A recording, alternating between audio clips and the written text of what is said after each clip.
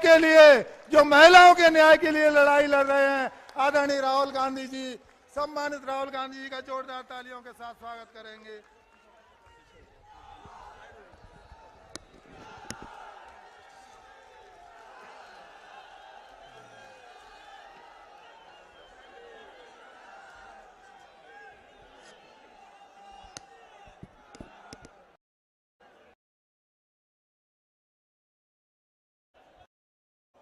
रंधावा जी, अशोक गहलोत जी,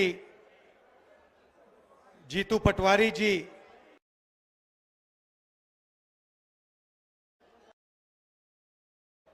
दोतासरा जी, टीकाराम जूली जी, दिग्विजय सिंह जी, कमलनाथ जी, जयराम रमेश जी, कमलेश्वर पटेल जी, stage पे Congress party के वरिष्ठ नेता, भाई और बहनों, हमारे प्यारे कार्यकर्ता, आप सब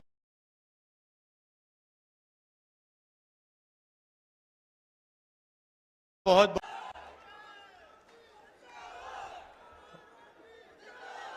बारिश में आप यहां भीग रहे थे, तब भी खड़े रहे। इसके लिए दिल से धन्यवाद करता हूं। आपको कष्ट हुआ, हम थोड़े लेट भी चल रहे हैं, आपको यहां ठहरना पड़ा, उसके लिए भी मैं माफी मांगता हूं। पिछले साल हमने भारत जोड़ो यात्रा की, कन्याकुमारी से कश्मीर तक चले, 4000 किलोमीटर चले, हजारों लोग हमारे साथ चले। क्यों चले? क्योंकि देश में बीजेपी और आरएसएस नफरत, हिंसा और डर फैला रहे हैं। आप जानते हो कि विपक्ष की बात मीडिया में तो आती नहीं है। नहीं आती ना? आती है? नहीं आती। तो हमने सोचा सीधा जनता के बीच में जाकर अपनी बात रखें, और इसीलिए आजादी के बाद शायद कोई 4000 किलोमीटर की यात्रा किसी पार्टी ने करी, और उस यात्रा का बहुत फायदा हुआ, क्योंकि देश में जो दो विचारधाराओं की लड़ाई है, नफरत और मोहब्बत के बीच में जो लड़ाई हो रही है, अहिंसा और हिंसा के बीच में जो लड़ाई हो रही है, वो लोगों को बिल्कुल साफ दिखाई दे गई। एक तरफ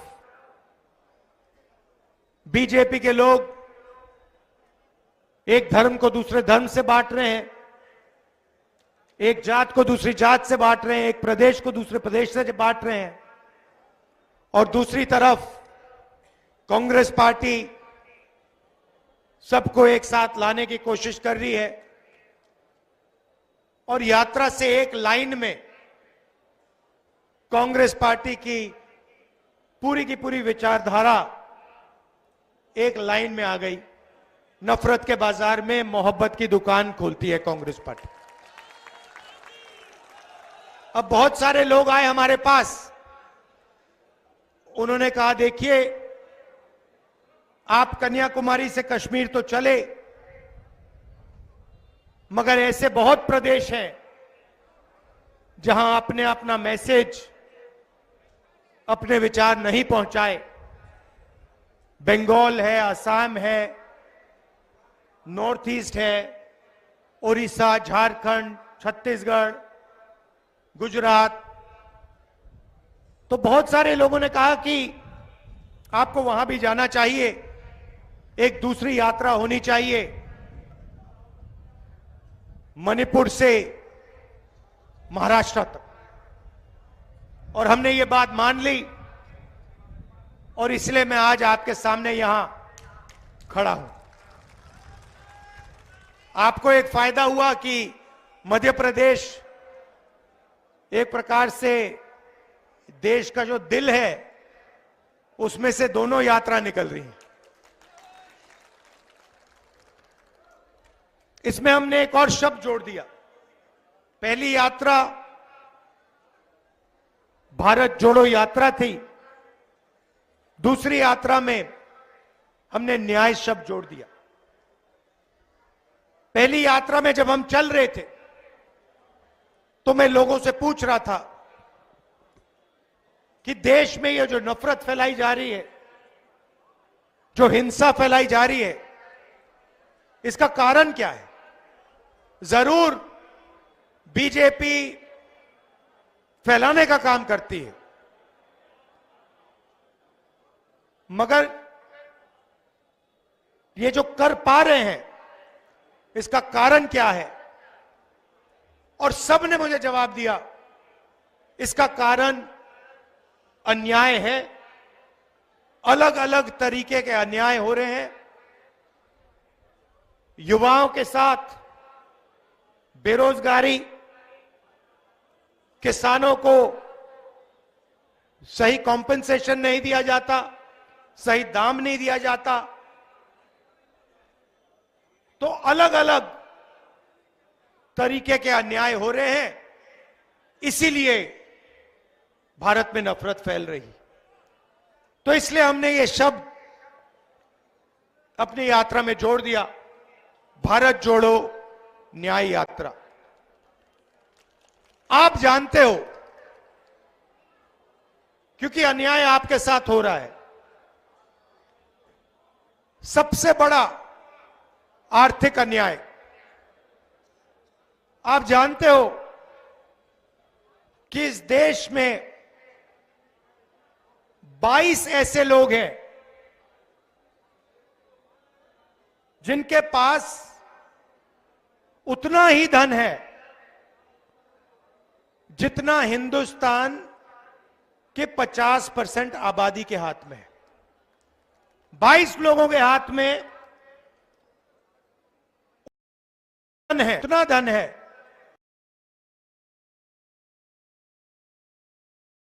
हिंदुस्तान के 50% के नागरिकों के हाथ में।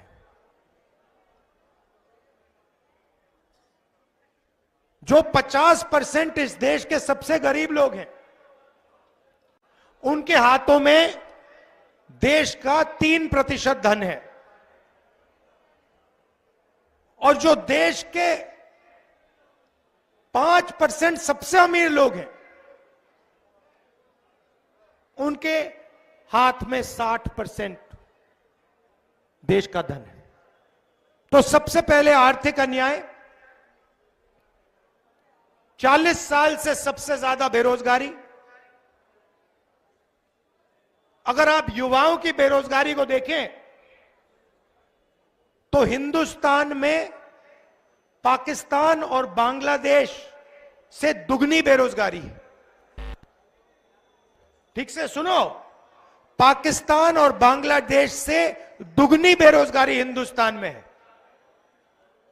यह क्यों हुआ?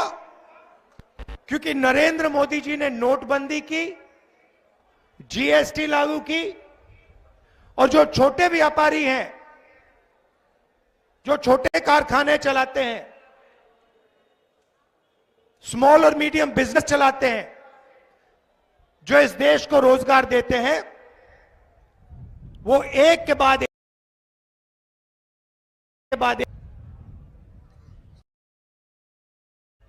और अगर आज हिंदुस्तान की अर्थव्यवस्था को आप देखें तो हर सेक्टर में 5-6 कंपनियों की मोनोपोली है। अदानी जी को देखिए, देश के एयरपोर्ट, सारे के सारे पोर्ट्स, पावर जनरेशन। हिमाचल में अगर आप सेब की बात करो, वो पूरी की पूरी मार्केट उनके हाथ में। तो बड़े बड़े उद्योगपतियों को, 3-4 को, हिंदुस्तान का पूरा धन पकड़ा दिया। नतीजा क्या हुआ कि जो लोग देश को रोजगार देते हैं, स्मॉल एंड मीडियम इंडस्ट्री वाले लोग, वो सब बंद हो गए और देश के युवाओं को रोजगार नहीं मिल सकता।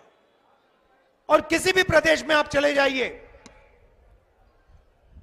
आपको हिंदुस्तान के युवा सड़क पे भटकते दिखेंगे, बेरोजगार मिलेंगे। तो ये हुआ आर्थिक अन्याय। इसमें आप किसानों को भी जोड़ दीजिए।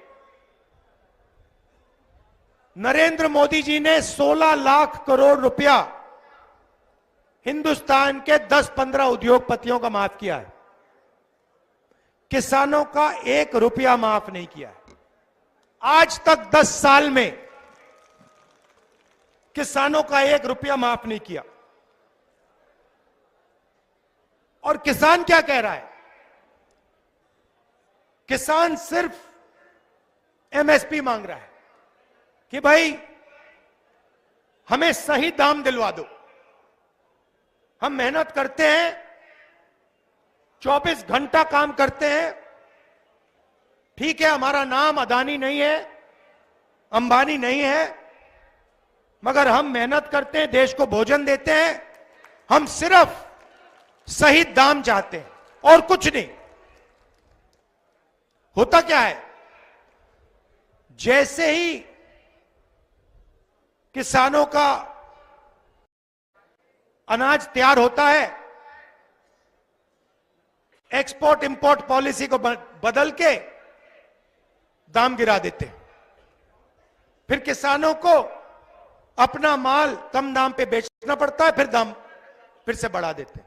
तो किसान सिर्फ कह रहे हैं हमें गारंटी दीजिए, कम से कम हमें एमएसपी चाहिए और कुछ नहीं।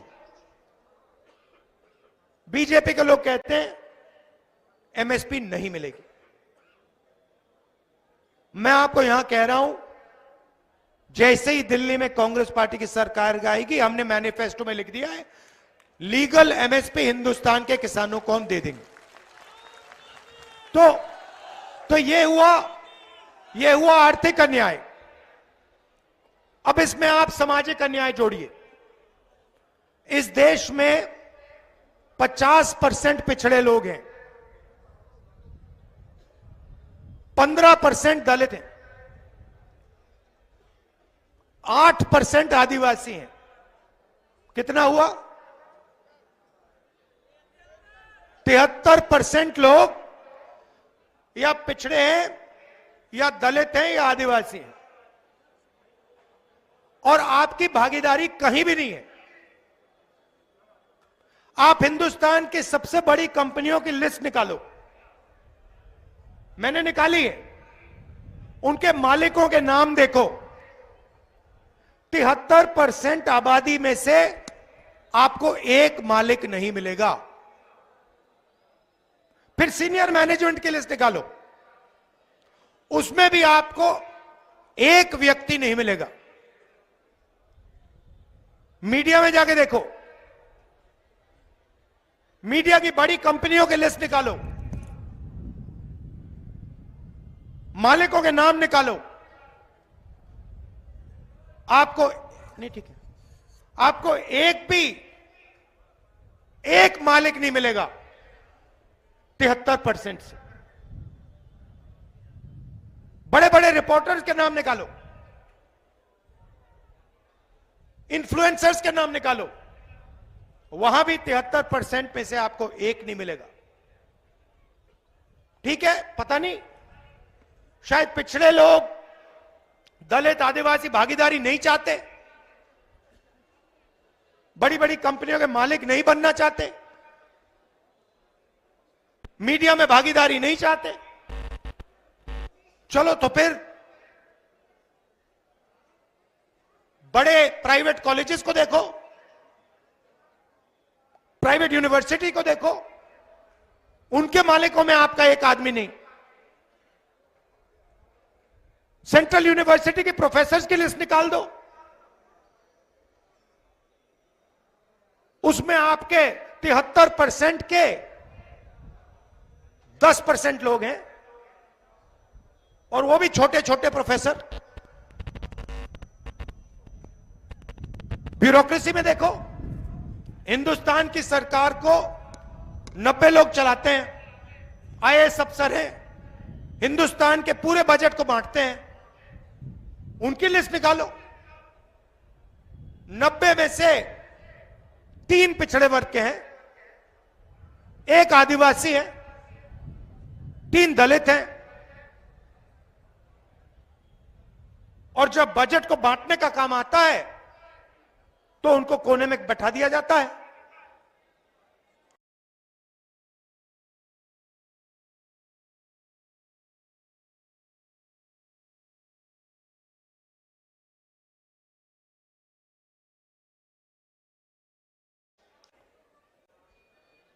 देश का 6% बजट, 6% बजट का निर्णय आप लोग लेते हो। तो प्राइवेट कंपनियों में 73% नहीं है, मीडिया में 73% नहीं है, शिक्षा में 73% नहीं है, स्वास्थ्य में 73% नहीं है, तो आप हो कहां? मैं बताता हूं आपको।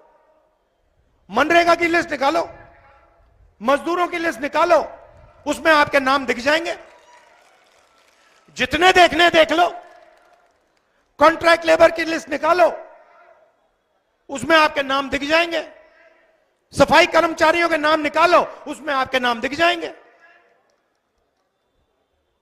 तो ये नरेंद्र मोदी जी कर रहे हैं। एक तरफ सामाजिक अन्याय, दूसरी तरफ आर्थिक अन्याय। किसानों को कुछ नहीं देते, मजदूरों को कुछ नहीं देते,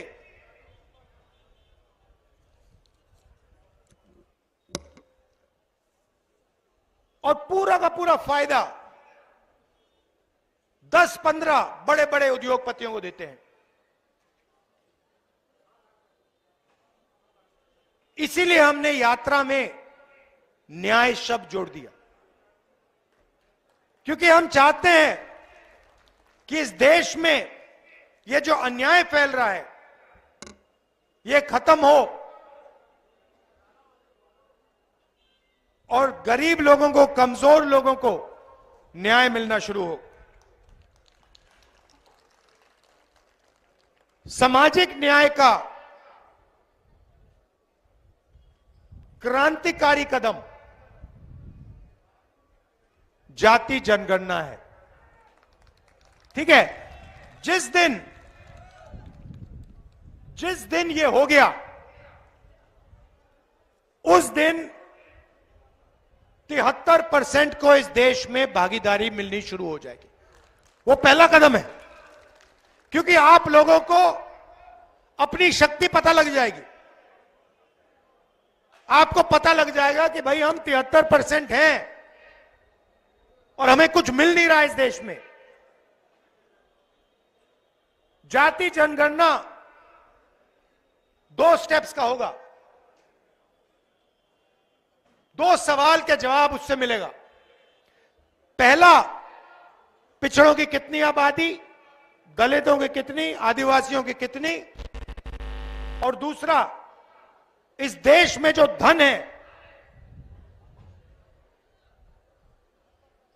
वो धन कैसे बटा है। आदिवासियों के हाथ में कितना है, दलितों के हाथ में कितना है, पिछड़ों के हाथ में कितना है, और ये जो सारी की सारी संस्थाएं हैं, इसमें कौन से वर्ग के कितने लोग हैं, ये आपको आपकी आंखों के सामने आ जाएगा और आपको पता लग जाएगा कि आपके साथ कितनी बेईमानी की जा रही है और आपको कितना गुमराया जा रहा है। अंत में मैं अग्निवीर की बात करना चाहता हूं। पहले क्या होता था, इस देश में एक तरीके के शहीद होते थे। सेना में, वायुसेना में, नेवी में अगर कोई शहीद होता था तो उसे शहीद का दर्जा दिया जाता था। अगर कोई अपनी जान देने के लिए सेना में जाता था तो देश उसकी रक्षा करता था। उसको पेंशन मिलती थी, रिटायरमेंट के बाद उसको कैंटीन मिलती थी, गांव में उसका आदर होता था। आप लोग जानते हो, आपके गांव में एक सर्विसमैन जो होते हैं, पूरा समाज उनकी आदर करता है, उनकी रिस्पेक्ट करता है। अब अग्निवीर योजना में 2 तरीके के शहीद बनने जा रहे हैं। शहीद दोनों होंगे, मगर अगर शहीद अग्निवीर है तो इसे शहीद का दर्जा नहीं मिलेगा, उसे पेंशन नहीं मिलेगी और उसे कहा जाएगा देखो भैया, आपने देश को अपनी जान दे दी, मगर देश आपकी इज्जत नहीं करेगा। देश सिर्फ 4 में से 1 जवान की इज्जत करेगा, जो बाकी 3 अग्निवीर होंगे उनको निकाल दिया जाएगा। 4 में से 3 लोग वापस आएंगे, उन्हें ना पेंशन मिलेगी, ना कैंटीन मिलेगी, ना उनको गांव में कोई रिस्पेक्ट मिलेगी। और ये अग्निवीर योजना हो क्यों रही है? क्योंकि सरकार चाहती है कि डिफेंस का जो बजट है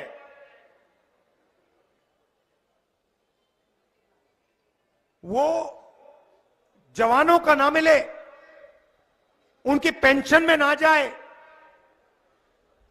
उनकी ट्रेनिंग में ना जाए, मगर बड़े बड़े उद्योगपतियों के बैंक अकाउंट में जाए। आप अदानी जी को देखिए, आज पहले क्या होता था, हिंदुस्तान के हथियार ऑर्डिनेंस फैक्ट्री में बनते थे,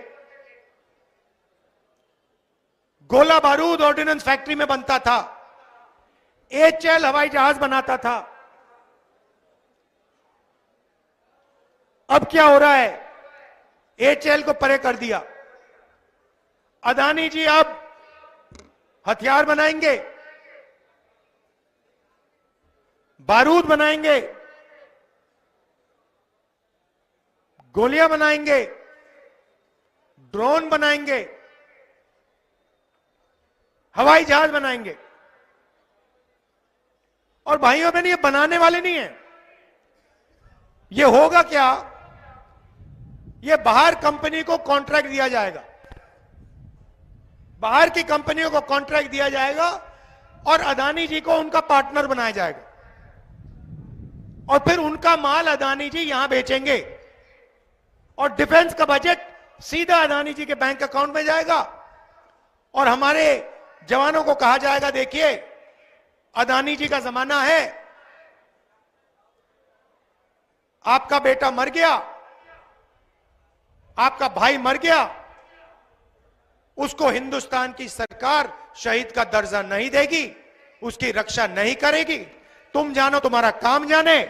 ये अदानी जी का जमाना है। धन्यवाद। ये होने वाला है। तो इसीलिए हमने न्याय यात्रा शुरू की और आपने इस यात्रा का इतना समर्थन किया, अपनी पूरी की पूरी शक्ति आपने इस यात्रा में डाली। इसके लिए मैं आपको दिल से धन्यवाद करता हूं। नमस्कार, जय हिंद।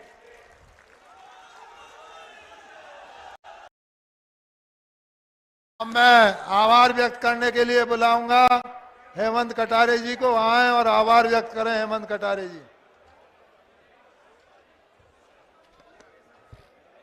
अभी जब राहुल गांधी जी मध्य प्रदेश की पावन धरती पर कदम रख रहे थे तो हमारे राजस्थान के साथी बड़े भाई सीएलपी लीडर साहब ने कहा कि हम तो सूखे सूखे में लेके आए थे, यहाँ तो गीला हो गया। तो मैंने उनको बोला कि हमारी पावन धरती पे जनता जनार्दन तो है ही है,